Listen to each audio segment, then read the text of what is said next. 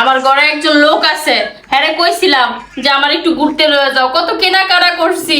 কইছি কি অবস্থা? কি করো?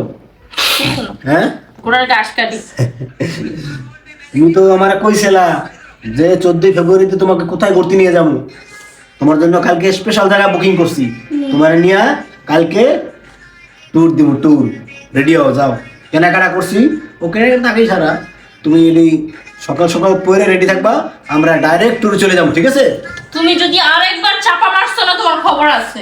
আরেকটা বার চাপা মারলে তোমার খবর আছে। তোমার আমি কি কইছিলাম যে শোনো শোনা, 14 তারিখ সবে বরাত পরে তুমি কি করছো?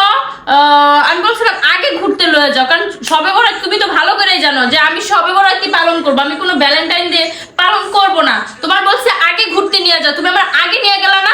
যেই দেখছো যে 14 তারিখে সবে বরাত পড়ছে, সেই তোমার আগ্রহ বাইরে গেছে। আমার সাথে চালাকি করবা না। শোনা হয়েছে নাকি, আজকে তো অফিস করলাম আমি এখন আসলাম। মিথ্যা কথা কাউকে লেগা আজকে তুই ডান্ডা মাইরা আইছো, মায়ের পিছে পিছে ঘুরছো, বেরিয়ে পিছে পিছে আইতে আইছো।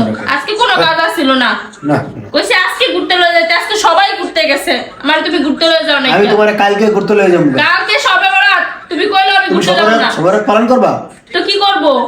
আমি ঘুরতে যাব না। নেক্সট সামনের বছর নিয়ে যাব। সামনের বছর বাচ্চা থাই না, মইরা থাই, আর গ্যারান্টি নাই আইছি সামনের বছর ঘুরতে লয়ে যাব।